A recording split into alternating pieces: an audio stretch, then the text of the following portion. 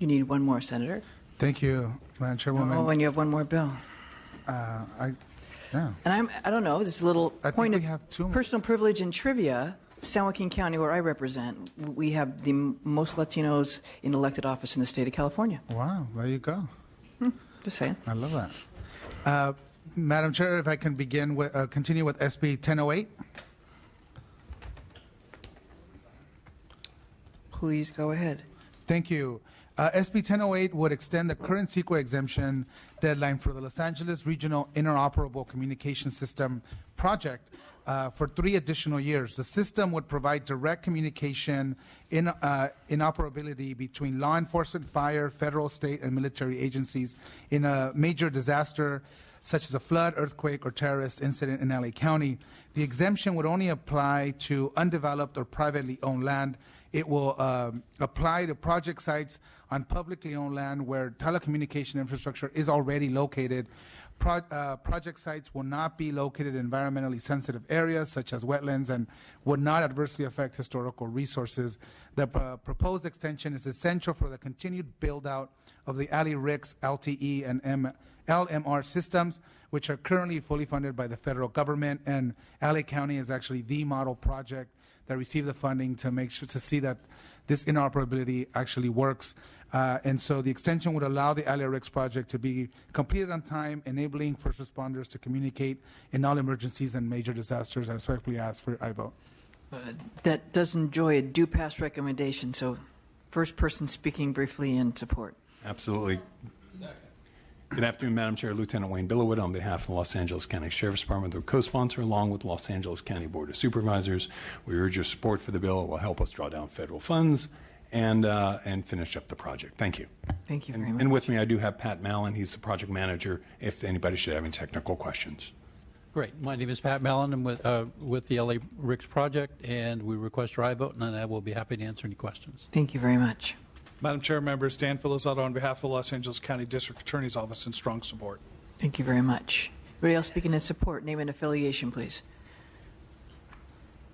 Hugh Lay, California State Firefighter Association in support. Why don't you say that again? Take two. Hugh Lay, California State Firefighter Association in support. Thank you. Double support. Asha Harris on behalf of the California State Sheriff's Association in support.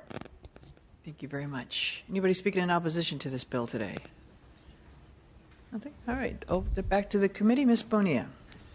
I just want the opportunity to say interoperability because I learned how to say it when I was on the Contra Costa County Board of Supervisors. So about 10 years ago, it was kind of a new word.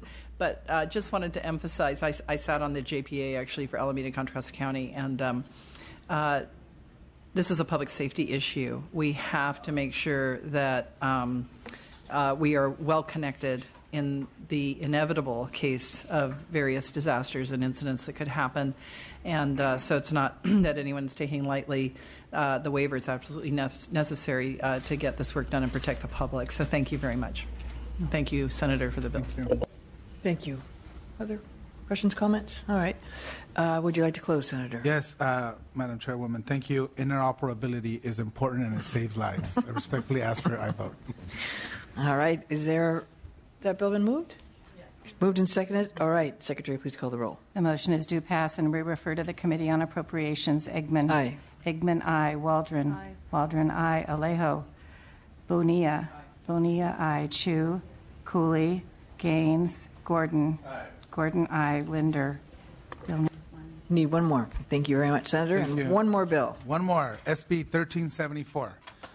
Madam Chair and members, SB 1374 proposes to establish the Lower Los Angeles River Recreation and Park District to help facilitate the construction, improvement, and maintenance of parks and recreational facilities along the Lower LA River.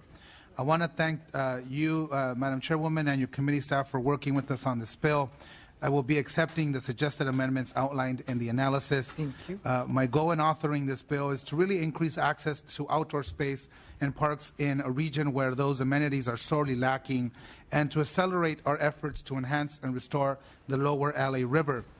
Members, we are all aware of the many benefits that parks have in our community. It encourages physical activity, improves health and fitness, reduces urban heating effects and air pollution, as well as greenhouse gases, also providing an important economic benefits and, more importantly, opportunities. As noted in the committee analysis, the region around the lower Los Angeles River is one of the most poor park areas in California. In LA County, I should say.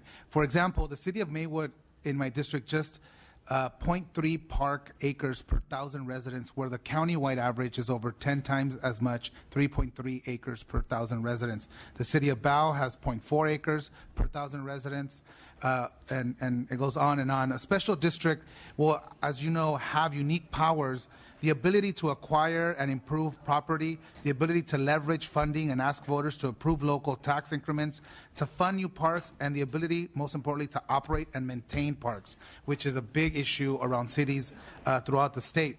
Funding for these purposes is currently from limited sources such as Proposition 1, and often includes limitations because funds cannot be spent to improve or maintain existing resources. One of the parks in my district that got money from the park bond had to shut down because they didn't have money to maintain it. And so it is completely disingenuous when we tell community members to vote on bonds for new parks, yet we're not having the resources to maintain it. As amended, this bill will also establish in statute, will establish in statute the structure of the district, but will also require formation through the local LAFCO, thereby preserving local control, which is very important. The district created by this bill will work in coordination with our efforts to revitalize the lower LA River, such as the working group established by Speaker Rendon and the Rivers Mountain Conservancy. Both Speaker and I not only share this poor park areas, but we also share in our united vision for the future potential of the lower LA River. With that, I respectfully ask for your aye vote. Okay. Anybody speaking in support of this bill today? Gene Urban, representing the City of Vernon. We support the effort. Thank you. Reed Addis on behalf of CalTrout in support. Anybody speaking in opposition to the bill today? Okay, and I thank you, Senator. Some opposition? Oh. Yes, but not for long. Good afternoon, Madam Chair, members of the committee. Pamela Miller, representing the California Association of Local Agency Formation Commissions. And we are on record right now as opposed to the bill. Would like to thank the author very much for accepting the committee's amendments, as well as, Madam Chair, your work and the committee's work on the bill based on the author's acceptance of those amendments and reinstating the local LAFCO process. I'm confident that we will be removing our opposition, and we will continue to engage as you'd like, Senator, and be a conversation partner on how to best form this district and how to navigate that LAFCO process. So very happy to assist in that way. Thank you very much. Thank you very much. Would you like to close, Senator? Thank you for your time, and I respectfully ask for your aye vote. Okay, thank you. I want to thank you also for accepting the committee amendments. I mean, one of the things you pointed out was starting a park and then not having the money to be able to keep it open, which was sort of our concern. Like, I think that's a fine structure, but unless you go through LAFCO and we identify a funding stream, then it's for not. And I also serve on Water Parks and Wildlife, and I know you made a commitment yesterday to include Rio Honda in this. Yes, we're working, I think, on a compromise with, again, my Assemblywoman, Cristina Garcia, to ensure that we fix the issue of including the watershed portion, that the direct tributary to the lower LA River. Okay, thank you. With that, Secretary, please call the roll. The motion is due pass as amended and re-refer to the Committee on Appropriations. Eggman. Aye. Eggman, aye. Waldron. Alejo. Bonilla. Bonilla, aye. Chu. Cooley. Gaines. Gordon. Aye. Gordon, aye. Linder. Bill needs two more, but thank you very much. Thank you, It's been a Madam pleasure to Member. see you today. Likewise, thank you. Okay. Next up, we have Senator Allen.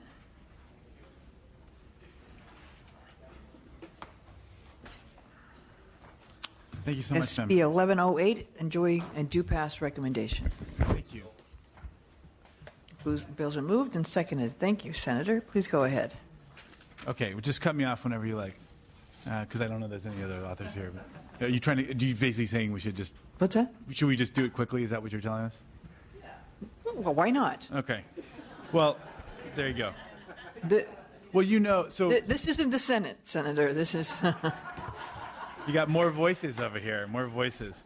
So, look, as you know, existing law permits cities and counties to create redistricting commissions, but limits their ability to make, these commissions to make recommendations on an advisory basis only. This solves that issue. Happy to talk more about the bill, but really do appreciate your aye recommendation, and we have a couple witnesses here in support from Common Cause and the League of Women Voters. Thank you. No, we don't have to speed talk. We have time. We have time. Yeah. We paid the rent. We're good. Yeah. Should I go? Yes, please go ahead. Okay. Nicholas Heidorn with California Common Cause, proud to sponsor the bill, and we thank Senator Allen for his leadership on it. Simply put, we believe the redistricting commission model is a best practice when it comes to redistricting. We think this is an option that should be available to all cities and counties if they choose to use it. Thank you. Thank you very much. Next person speaking in support today. Thank you, Madam Chair. I'm Trudy Schaefer for the League of Women Voters of California, and we also support SB 1108 strongly. Thinking of our feelings about the two bills you've heard me speak to about redistricting, we want this is a good bill because it makes it available to cities and counties all around the state to have an independent commission, and we think that, of course, SB 958 was the particular case, but we think it's extremely important that the existing law be changed so that the option is available all around the country, the state. Thank you very much. Other people speaking in support of this bill today? Anybody speaking in opposition to this bill? Senator, would you like to close? We enjoyed unanimous bipartisan vote in the Senate. This is not force any county or city to create a commission; it just gives them the authority to do so. With that, I respectfully ask your aye vote. I think it's a fine, good government bill. Yeah. Secretary, please call the roll. The motion is due pass. Eggman. Aye. Eggman, aye. Waldron. Alejo. Bonilla. Bonilla, aye. Chu. Cooley. Aye. Cooley, aye. Gaines. Gordon. Aye. Gordon, aye. Linder. Bill needs one. We need one more. Thank you very much. Thank you so much, members. Thank you. Senator Wojciechowski.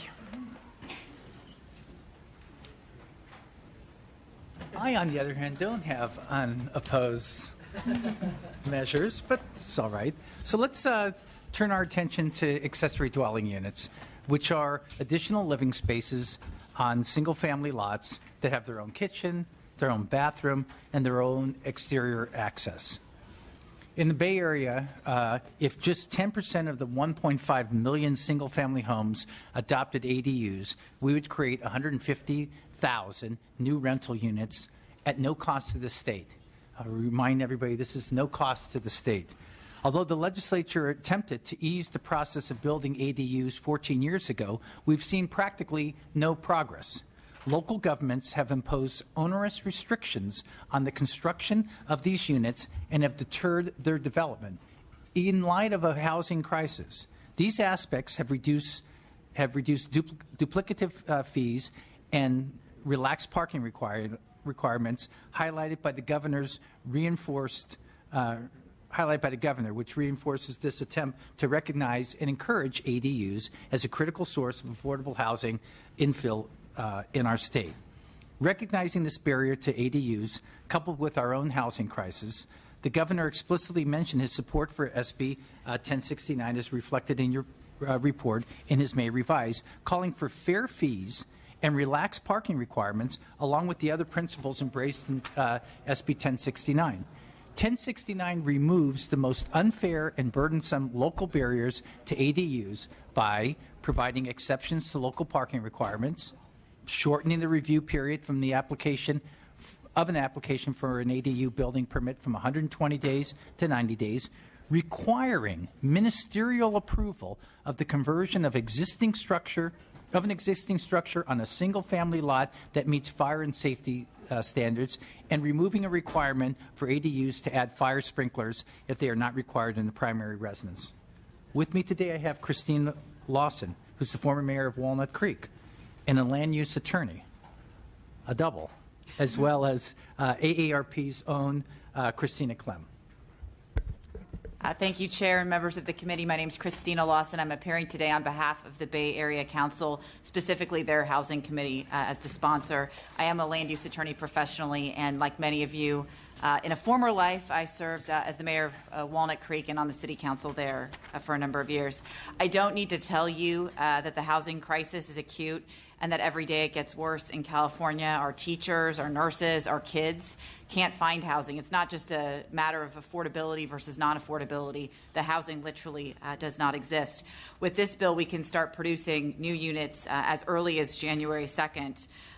It would allow ADUs to produce next year in communities across the state by removing barriers. And rarely are you as legislators presented with legislation that would allow a significant problem to be addressed statewide without requiring an appropriation or a public subsidy. Recognizing that the system in place today is problematic and that we need all hands on deck to solve the housing crisis, this bill is supported by a wide range of individuals and organizations. The governor endorsed the concept in his May revise. Environmental and infill advocates support the measure. The cities of San Francisco, LA, Oakland, and Berkeley support the measure. Equity and housing advocates, employers, and businesses, including the state's major healthcare providers, teachers and school employees, support the measure. You know, today I can move my mom into my house without a requirement to pay any additional fees. But if I want to allow her the privacy to have her own separate door in her own kitchen, I have to pay potentially $60,000 in fees to local agencies in order to pull the permits necessary. Why is there such widespread support of this bill? The bill works to add affordable housing in the state very, very quickly. And interestingly, and contrary to the fears that are often expressed to local planning commissions and city councils, places that have made the creation of ADUs easy find that ADUs are a significant contributor to major housing stock, major new housing stock in their cities and communities. They are popular and very well received, and they do not create parking or neighborhood problems. It's critical that the state unlock this source of housing for our communities. Thank you. Good afternoon, Madam Chair and members of the committee. My name is Rita Sines. I'm replacing Christina Clem.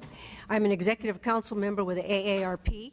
Thank you for this opportunity to testify in support of SB 1069.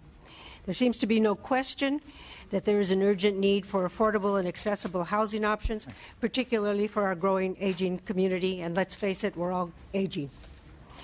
It's imperative that we find ways to ensure older adults have housing choices, including streamlining the process for building accessory dwelling units. Our AARP surveys have revealed that 90% of people 50 and older want to stay in their homes and their communities as they age. Helping people age in their homes means that fewer will end up in costly facilities. ADU can serve many purposes. Many older adults find themselves living in a home that is larger than they need or are able to maintain.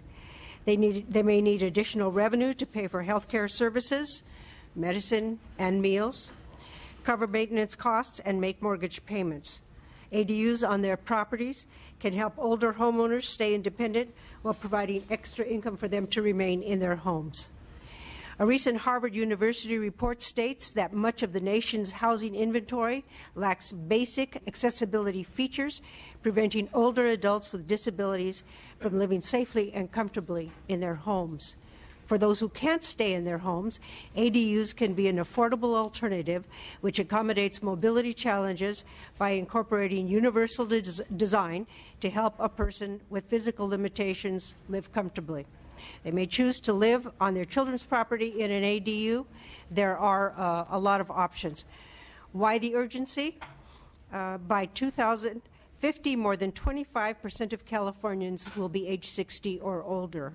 An estimated 2.5 million individuals will be 85 and older, an increase of 310%.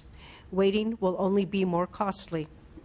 Policymakers have an important role to play in creating and maintaining active communities where residents can fully participate in community life. For these reasons, on behalf of our volunteers here today and our 3.3 million AARP members in California, we respectfully request your support of SB 1069. Madam Chair, now that we have the chair of Housing and Community Development here. I had made a commitment last week at the committee before that panel to work out language regarding the proportionality of the addition, and we have received language back from Ledge Council that would be incorporated into the bill, so that people know, or the language in there, so that people know that if you're simply converting your already existing structure and you're blocking off, you're putting in a door and all that, there's no impact. You have a garage that's illegal.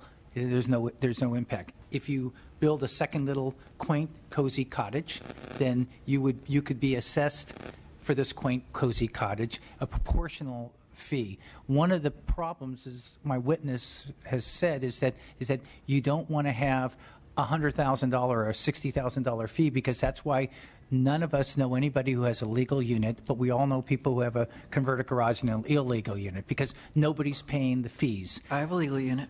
Okay, so now we know one. now we know one, right? But I mean, that's the language. I also, in the spirit of compromise, I don't know all the different utilities structures that they have up there, but if this addition triggered some sort of increased basic fee that they would have built into their structure, then that's where, I want to be fair here. My goal is to remove these barriers that are blocking the development of this type of housing site. I'll let the rest of the supporters go. And I think we all find your goal laudable, Senator. I mean, we're all down with that, right? And I think, but this issue of the proportionality that you committed in the previous hearing, and then we talked a lot about it now. Before you get to the floor, that's got to be worked out. Oh yeah. We have language that I think everybody has, but it's not. There's nothing that's been accepted. It's nothing that's been correct. It was last night waving papers. That's. Yeah. I mean, we have to be able to go through a process. And you're right. I think a lot of people don't get these permits, and they can be incredibly cost prohibitive. But you got to be able to come up with something so we can address the capacity issue of the systems. Right, and I would hope that once this is signed into law, all the opposition through the cities would be using that energy to reach out to the people who have these illegal units and bring them up to code and make them accessible, so that becomes part of your assessment, your property assessment in Prop 13, and that's more pie. I know some people would not like to hear that, but it is a living space that you have. That it's a fee that people are not paying right now, that's putting a strain on our communities and these utility systems. So, okay, so you're going to make the pitch to people to pay the fees and fines to get their thing legal, and then pay higher taxes. But that's all right. Well, no, I'm hoping that cities see the light here and the benefit, and that they would waive any penalties that are existing right now, with the idea that, okay, if these are legal, then let people come forward and have some amnesty program. I can't speak for all the local jurisdictions, but the benefit to the communities are that things are being brought up to code, and they're paying their taxes. Okay. Can we just get through these supporters first, and then so we can... Yeah. Thank you. Bob Raymer with the California Building Industry Association, in strong support. Thank you. Next person in support, please. Dolores Duran Flores with the California School Employees Association, in strong support. Thank you. Catherine Brandenburg, representing the California Infill Federation, in support. Thank you. Anthony Sampson with the California Chamber of Commerce, in support. Sylvia Solis Shaw on behalf of City of Los Angeles Mayor Eric Garcetti, in strong support. Hi, Nicolina Hernandez with Political Solutions on behalf of the Home Depot and the California Council for Affordable Housing, in support. Emma Leonard on behalf of the Center for Creative Land Recycling, in support. Thank you. Julie Snyder representing the Planning and Conservation League, in support. Thank you. Good afternoon, Victoria Rome with Natural Resources Defense Council, in support. Sonia Traus, San Francisco Bay Area Renters Federation, in strong support. Paul Yoder, City of San Francisco, and Mayor Edwin Lee in support. Liana Elaine Arnold, representing the Turner Center for Housing Innovation at the University of California, Berkeley, in strong support. Donald Disnip with the San Francisco Bay Area Renters Federation in strong support. Jordan Bickett with the Bay Area Renters Federation in strong support. Austin Hunter, Grow San Francisco, in strong support. Lauren De Valencia, representing the American Planning Association, and we actually have a supportive amended position to better define the definition of transit within the bill when parking restrictions are relaxed. And I just want to be clear that our amendment request isn't about wanting to hold on to parking or placing a higher value on parking. It's about making the definition of transit one that is consistent with SB 375, with AB 744 last year, and about making it more practical for our local government to implement. Thank you. Thank you. Anybody else speaking in support? People speaking in opposition to the bill today. Please. If you could make some room at the table. No. They're going to move the seniors. No. Seniors are always glad to. Yeah. We have 3 million here. Right? They stood up. Good afternoon, Madam Chair and members of the committee. Kiana Valentine on behalf of the California State Association of Counties. We have an opposed unless amended position, actually. So let me start off by making sure it is clear that we recognize the housing crisis in the state of California, and we, as counties, want to be part of the solution. Boards of supervisors are dealing with the housing affordability issue all the time. And we also recognize and acknowledge the very barriers that the author and sponsors are talking about that can prohibit development of ADUs in some communities. That being said, we want to make sure we are as thoughtful as possible about the solutions that this bill prescribes to ADUs, and we have 3 primary concerns with the bill: parking, timelines, and utility connection fees. I'm going to dispense with the parking issue very quickly. I will align my comments with my colleague Lauren from APA. However, we have, I think, in our negotiations with the author and sponsor, reached to a place of fundamental disagreement with respect to when it is appropriate to prohibit parking and when it is not. And I don't believe that we will find a compromise on that issue. Regarding timelines, I have testified before this committee and in other committees in past years about the legislature's activity in requiring counties and cities to act within a certain amount of time in a whole variety of issues. It has been rooftop solar, electric vehicle charging stations, the co-location of telecommunications, wireless telecommunications infrastructure. And before you today is the governor's proposal for multifamily by-right housing that also prescribes timelines. So it's not necessarily the move from 120 days to 90 days within this bill individually. It's the comprehensive nature of all of those actions on local governments. We have proposed what we view as a compromise on timelines to provide 120-day timeline where it doesn't exist today. To be clear, if you follow state law process, there's a 120-day timeline under current law, but if you have a local ordinance, there's no timeline in which you are required to act. So we would propose adding 120 days to those local ordinances. But again, unfortunately, I don't think we have reached agreement with the author to date on this issue. Lastly, on utility connection fees. Again, I think that this issue specifically requires our most thoughtful approach about how we ensure fees aren't prohibiting ADUs, but are constitutionally valid solutions that respect Prop 26 and Prop 218. In our minds, there are 4 ways to achieve ADUs. You can convert an existing attached structure. You can convert an existing detached structure. You can add an entirely new structure, and you can add on to an existing structure. Each of these scenarios will potentially require different connections and put different demand on our current infrastructure. With respect to the amendments that the author discussed previously, unfortunately, we just confirmed with the author staff that those amendments were being put forth today, so we haven't had a chance to fully review and vet them. And I will defer to my colleague from the sanitation agencies to talk more specifics on that. So in closing, I would just like to say that we have met with the author and sponsors on numerous occasions in the past couple of months to try to work out all of the issues I've just outlined. Regrettably, I don't think that we are significantly closer to a compromise than when we first started. This is our fourth policy committee hearing, and of course that makes an advocate such as myself concerned that we are running out of time to reach consensus.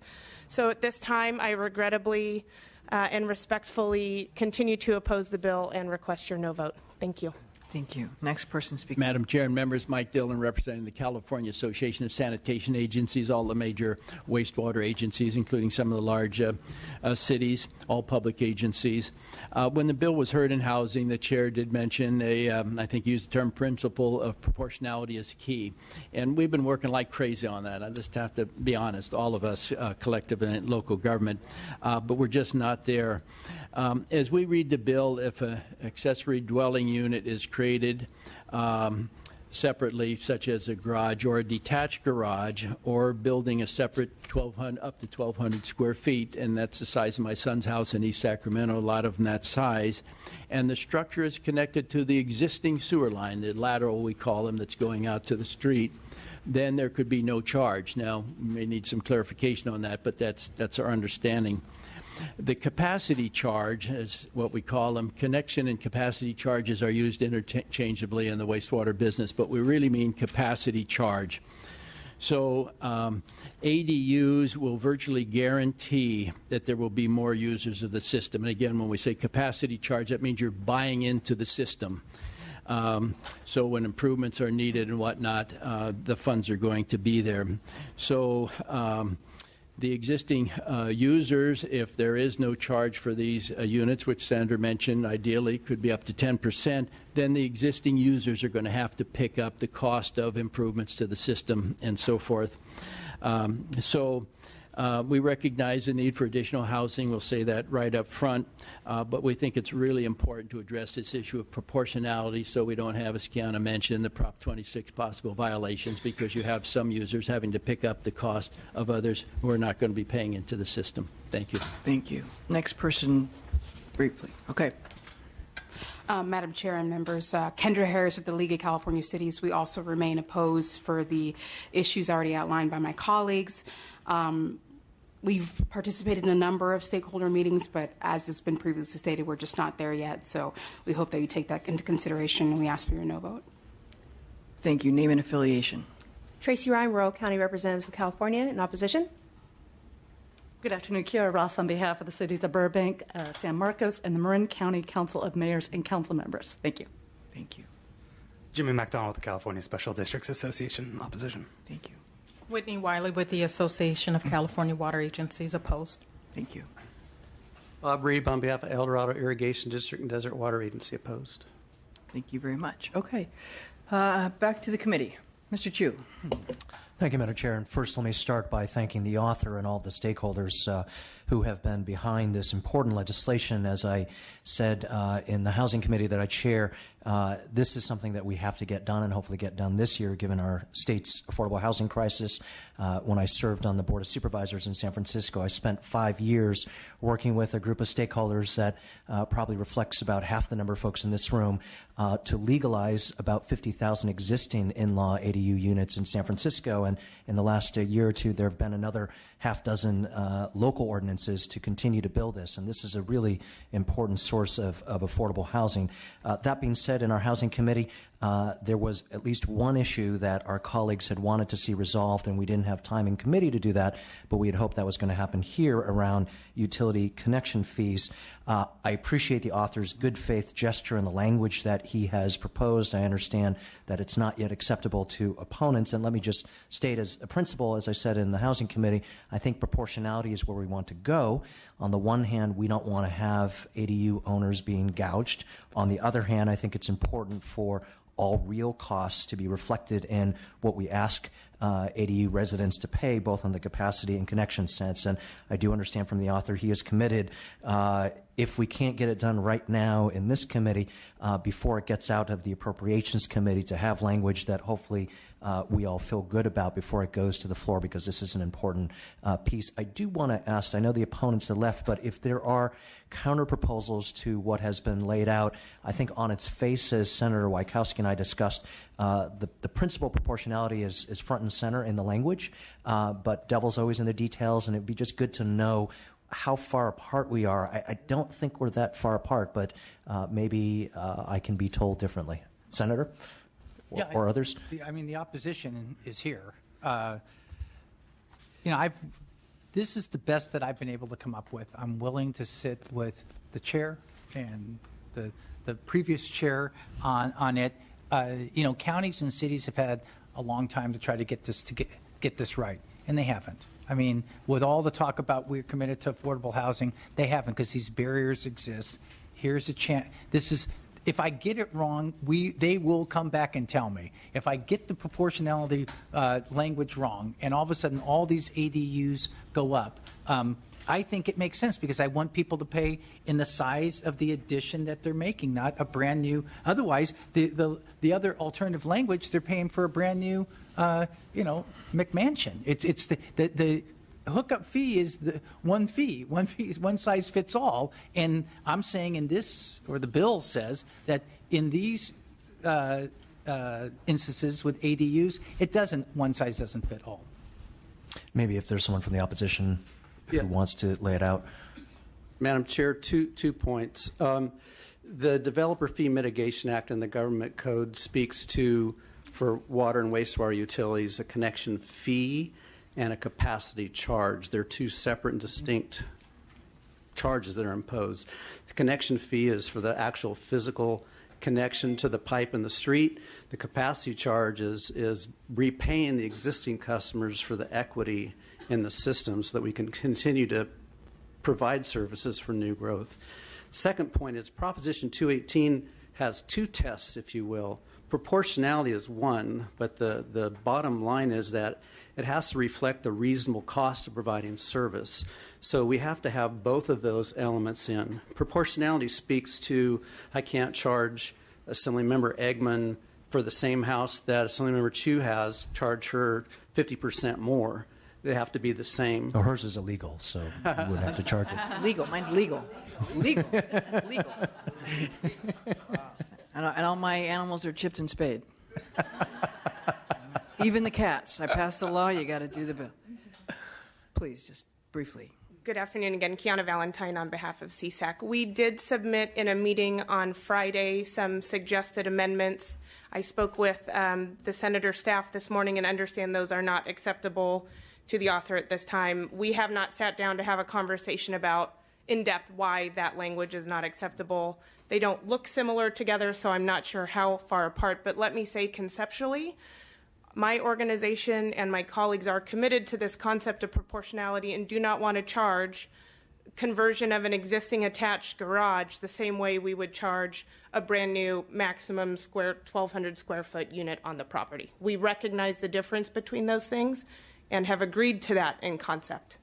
Okay. So if I could just follow up with a question, if this is all the case, to the senator, if we were to say in your language that we're talking about the connection fee and the capacity charge that shall be proportionate and cover reasonable costs, seems like those are the two concepts around capacity and covering reasonable costs that are not in your language. Right. Certainly on the capacity charge, that seems reasonable, because if you're, there are people that add on bathrooms and kitchens in their regular house, and I don't know, my understanding is they don't pay any additional fees, but be that as it is, that seems like it's an unfair, luxury that current homeowners have. But what's fair is fair. If everybody's going to pay in capacity, that's right. I have no objection to that language. So I guess we go back to the issue, if I may, just to say. So Mr. Cooley's desperately looking. I mean, we don't have the language in front of us, and to try to craft it on the fly when we see there's been weeks of people trying to work through these issues. Right. It needs to be stressed to you, Mr. Wachowski, that you need to be able to come to some kind of agreement as we move forward. Well, if you move forward, I will make my. I'm not so optimistic that I can get the League of Cities and the counties to agree on the language. I have proportionality language here that I believe does what I'm representing to do. And it may be my paranoia. I think that they like the status quo. They like the fees that they have right now. That's why they have them. If they didn't, they'd change their laws. They would change their laws and say, hey, we want to reduce our fees that impact. So all these cities have an opportunity, but in a good faith effort, I believe I've read it, but I will meet with people to make sure that if this moves forward, this goes to appropriations, right? Correct. Right. I mean, I haven't not met with people, so there's just a fundamental. I understand, and I don't think. I mean, I don't think anybody. I'm certainly not asking you to get a neutral bill, right? I'm not asking you to get all opposition off, but I am asking you to come up with a plan that makes sense for members who. Everybody up here has been an elected official from a local municipality. We all get the issue you're talking about. You come up with a plan that pleases us to be able to move forward with language in front of everybody that they can vote on. Right. Okay? I think I have that. I know that language is not in front, and we're just a busy time now. Right. If I could just... I was about to move the bill as well, but what I wanted to say was it seems like what you just said around capacity, that's a concept that wasn't in the language that we have here, and if that's something you're willing to include, I think that's one major step forward. That's helpful. That is true. And I would say, again, hearing from both sides on this issue, I don't think we're that far apart. And so I would just be someone who encourages folks to sort of get together. I'm more than happy to take part in these meetings if that's helpful to bring us to a close. But as I have committed to all stakeholders, I do think it's important, as the chairwoman just said, for us to have settled language by the time this gets out of the Appropriations Committee, so we have something that we can all hopefully feel good about, that gets us mostly there, may not 100% there from everyone's standpoint, but gets us mostly there for the floor. But that being said, to our colleagues, Assemblywoman Bonilla's point, I'm also happy to move this forward with that understanding. This is important. We have to get it done. So that would be a second? Sure. Okay. Can I say something? Yes, Ms. Gaines. Okay, I'm just wondering if we can bring the opposition, Mr. Reeb and Ms. Valentine, up to address the comments that were just made and what you think about that. I saw opposition there. I'd like to hear what you have to say.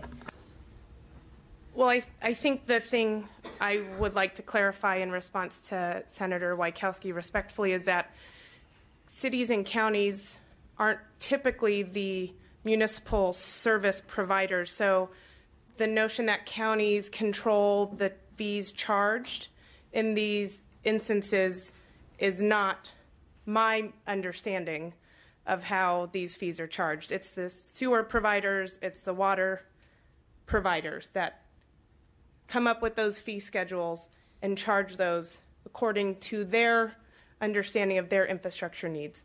So that was a clarifying point that I was going to make. Thank you. To your question? Okay. Sorry, Matt. I just saw you opposing what he was saying. I was wondering if you had the chance to express that. Well, yes. So I just saw the language. It's actually part of an amendment that we saw maybe a few days ago. What the language says, if it's an accessory dwelling unit, pursuant to this legislation, it doesn't have to pay the connection fee. If it's not an accessory dwelling unit, then it's kind of convoluted. So I had drafted a very simple amendment to the existing language that said fees or capacity charges imposed pursuant to Chapter 5 or Chapter 7 would have to be paid unless it did not have a new connection to the system. If it didn't, then there's no connection fee. But the capacity charge, if the capacity of the parcel is being increased for water or wastewater purposes, it'll have an impact on the system. And taken to the extreme, if we size our systems based on the general plan, and so a certain number of housing units, and now if we're going to have a lot of these in one area, we're going to have to dig up the pipe and make it bigger, larger lift stations and that sort. That has to be paid for by the people who are bringing that new impact to the utility system. And I certainly remember I've worked with Mr. Wojciechowski long enough to know that his response to you will be, and perhaps some of the people in AARP would be, and maybe in your own life, you have 6 children, and you and your husband in that home. I'm assuming it's a big home with 6 children. And then say all of your children move away. So now you have 2 people using the facilities. So if you were to rent out part of that, they're saying the capacity doesn't really go up because for what you had 8, now you have 2, so to add a couple more for people to rent it does not impact the capacity. So that's part of the issues that people are debating about. The bill's been moved and seconded. Mr. Kwiatkowski, would you like to close? I would urge an aye vote. Thank you. Secretary, please call the roll. Less is more. The motion is due pass, and we refer to the Committee on Appropriations. Eggman. Aye. Eggman, aye. Waldron. Alejo. Alejo, aye. Bonilla. Bonilla, aye. Chu. Aye. Chu, aye. Cooley. Cooley, aye. Gaines. Gaines, no. Gordon. Gordon, not voting. Linder. The bill is out. Thank you. Let's turn our attention to stormwater pollution prevention plans. If only we could. I'll let the folks leave.